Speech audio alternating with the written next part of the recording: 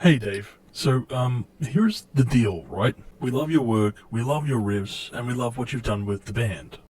Oh, thanks. But there's just one small problem. Just say it, James. I'm getting there. Say what? Well, we appreciate it, but... Just do it, James. Do what, James? You're out of the band. Hey, I was getting there, I was trying to let him down easy.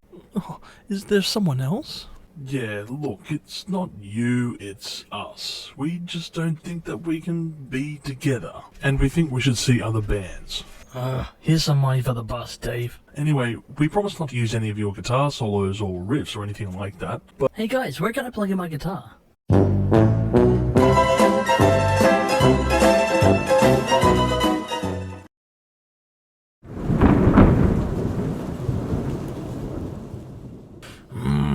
I swear vengeance will be mine.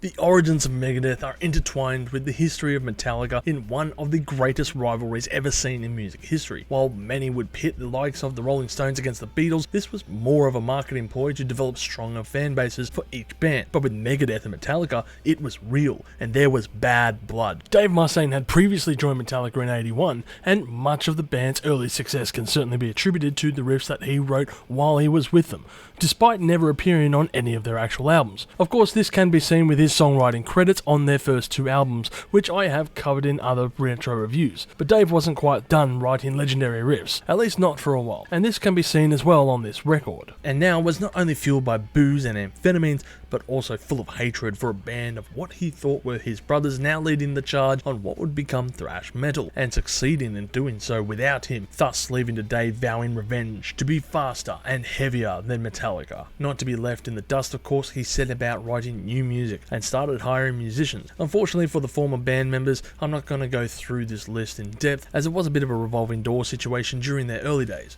but I'm sure I'll have a picture on screen now. However, the main members that we will be mentioning on the debut album would include, of course, David Ellefson on bass, Chris Poland on guitar, Gar Samuelson on drums, and of course, Dave Mustaine on lead vocals and guitar work. The band was given a measly budget of $8,000 to write and record their debut album in a short period, just before Christmas. However, half of this was spent on drugs and alcohol in the space of 1 week.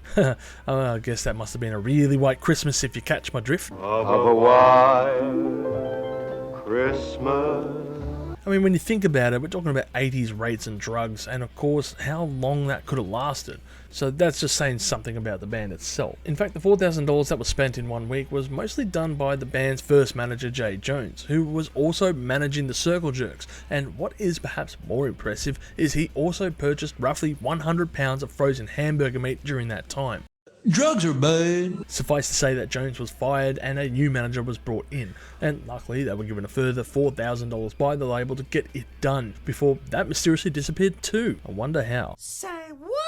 In fact, given the circumstances of the recording process, we are lucky to even see this album's release at all. During that recording process, the band would often sleep in the studio, which had no bathroom or running water, and at times the band members would resort to crashing in their cars, as they were effectively homeless at this point in their lives. In fact, the only time they would go and have a shower is if a friend took them to the gym where they had access to these facilities, and face even more challenges when Chris and Gar would pawn off equipment in order to buy, well, you guessed it, more drugs.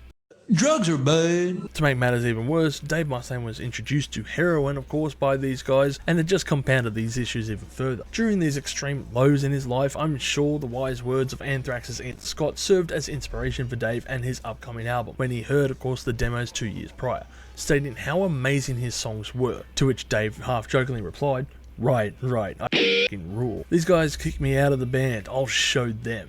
And undoubtedly that passion drove him to complete this record despite all the hurdles that were set up in place, whether they were self-inflicted or otherwise. Technically, no singles were released from this record, and that's not really surprising all things considered. However, that doesn't mean the album is without notable songs. In fact, on the contrary, it contains some of their signature tunes that show the world what the band's mission statement was, and I think it's perfectly summed up with the song that we will be talking about next. Yes, you know the one.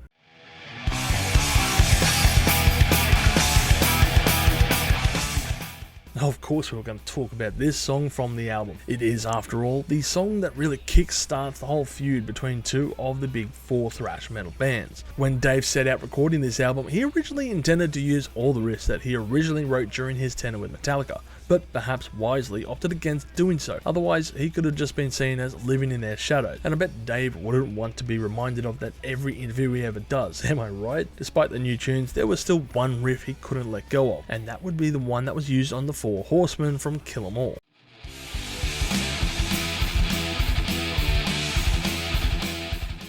Instead, Dave impressively lays down the gauntlet and shows how much of a badass he is. While the Four Horsemen ran at 203 beats per minute, Mechanic would clock in at a massive 258, to not only claim what was his, but live up to his vengeance that he swore by doing it faster. Or at least that is the claim, because according to various musically based sources, the song is actually at 129 beats per minute, and is therefore significantly slower than the Metallica version. While I'm not incredibly versed in music theory, I'm guessing that there are musicians out there listening to this, so correct me if I'm wrong here, but the song feels faster with its use of galloping riffs played at triplets in parts, alluding to the faster pace. Look, I guess these numbers don't really matter, because when it comes to the music and its theory, and the use of course the metronome, then there are many ways to, of course, put your time into tune. But I'm sure most people would say that Mechanics is definitely a faster song than the Four Horsemen, and I'm guessing it's because of its concise runtime of just over 4 minutes, and the lacking of the melodic sections which were in Metallica's version. I will say this about the tune and the first time I heard it, which was shortly after really becoming a Metallica fan. This tune blew my mind with its frantic pacing, and it still does to this day. I guess it's interesting to note how the use of amphetamines and the willingness to perfect a guitar hook has created this subgenre of music.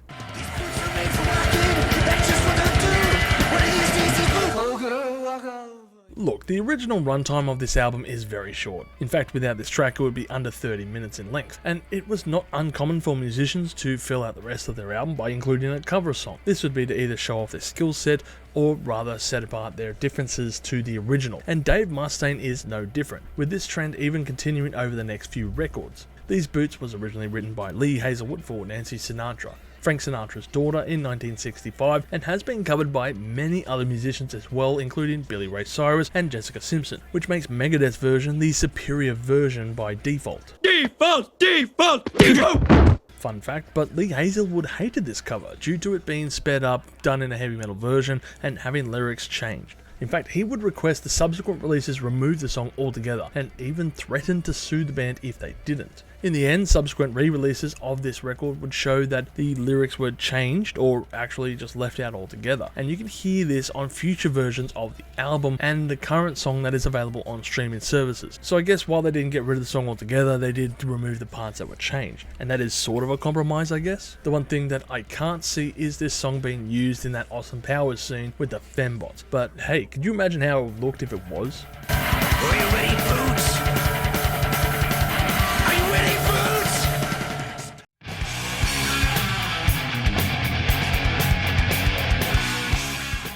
It only seems fitting to mention the title track for their last notable song off this record. It was either this one or Rattlehead, and while Rattlehead is of course a kick-ass piece and a thrashy tune that perfectly encompasses the band's musical style, about the only fact that I can draw from that song is the band's mascot's namesake was taken from this tune, which is also a symbol for censorship, which we discussed previously on these boots. Now, while that tune is certainly worthy, I prefer this song over Rattlehead, and I think that's due to the nuanced complexities within this tune rather than it just being another speedy affair. This song instead shows off Dave's skill set as time signature changes take a hold, and the song even contains completely different segments within the tune. This would be owned and perfected on future albums such as Peace Sells But Who's Buying, or of course Holy Wars and the Punishment's Due. The lyrics for this piece are also based off the comic book character Frank Castle from the Punisher series, and tells the story of a hitman sniper who assassinates the guy who hired him for a contract. Unfortunately, there is another fact that is tied to this tune, and it surrounds an individual named David J. Lefebvre, who asked an internet radio station to play this song and watch the news tomorrow, citing this song to be good music to go postal to. The radio host luckily contacted the police regarding this incident, unsure if the threat was serious or not, but given its nature, he could not take any chances. Now, if this had happened the same year as the album's release, the PMRC would have had a fucking field day, especially since Judas Priest were at the center of attention after two fans allegedly took their lives after listening to their music. And who knows what kind of sway they would have had over music around about this era. When it comes to the band's early works, they were certainly like a pendulum when it came to their production, and this album is no different. With an extremely limited budget, the group produced a highly efficient album at the cost of quality to the recordings, due to the band's penchant to spending money that the record label gave them elsewhere. And while this practice certainly wasn't uncommon for other bands, in particular during this decade, Megadeth just seemed to always find a way to hamper their works when it came to the recording processes. This album, along with So Far, So Good, So What, are perfect examples on how an album can contain great songs but can be its own worst enemy as far as quality goes. But unlike the aforementioned album, the remastered version of their debut record certainly improved its listenability status, and is the version that I am most familiar with. In fact, when you look over the original artwork for this record, I think it perfectly resembles what can be found within. It's one of the worst album artworks that I've come across from the band, as it's very cheap and tacky, and that is certainly saying something considering the future albums artwork such as Risk, or The World Needs a Hero, or Super Collider. However, this is not Dave's fault, as he did provide the record label with a drawing of what he wanted,